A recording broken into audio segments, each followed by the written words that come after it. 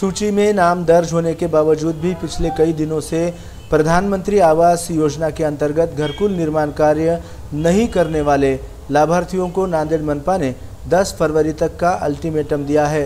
अगर 10 फरवरी तक घरकुल निर्माण कार्य शुरू नहीं किया गया तो इन सभी 1600 लाभार्थियों के नाम सूची से हटाए जाएंगे, ऐसा इशारा मनपा आयुक्त डॉक्टर महेश कुमार डोईफोड़े ने दिया है।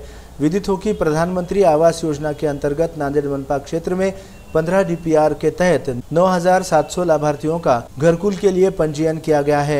इनमें से अधिकतर लाभार्थियों ने निर्माण कार्य पूरा कर घरकुल बनाया भी है, तो वहीं कुछ निर्माण कार्य शहर के विभिन्न इलाकों में अभी भी चल रहे हैं।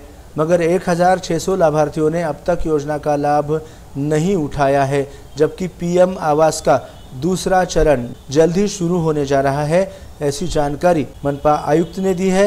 इसलिए संबंधित लाभार्थियों ने आने वाली 10 फरवरी तक घरकुल निर्माण कार्य शुरू करने की अपील भी आयुक्त डॉक्टर महेश कुमार डोईफोड़े ने MCN हिंदी न्यूज के माध्यम से की है।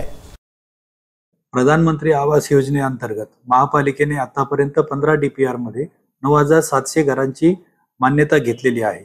त्यामधील जवळपास 1600 मालमत्ताधारक किंवा प्लॉट धारक ज्यांना घरकुल मंजूर आहे, तथापि त्यांनी बांधकामाला सुरुवात केलेली नाहीये। त्यांना अंतिम संधी देऊन त्यांना सुरू करण्यासाठी आपण प्रोत्साहन द्यावं।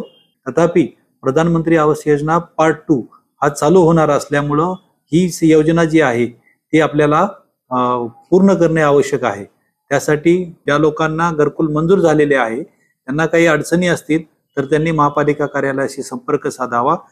जर त्यांनी 10 दिवसांमध्ये हे काम सुरुवात नाही केले तर आपल्याला त्यांचे घरकुल बांधकाम करायची इच्छा नाहीये असे गृहीत धरून ते कॅन्सल करावं लागणार आहे।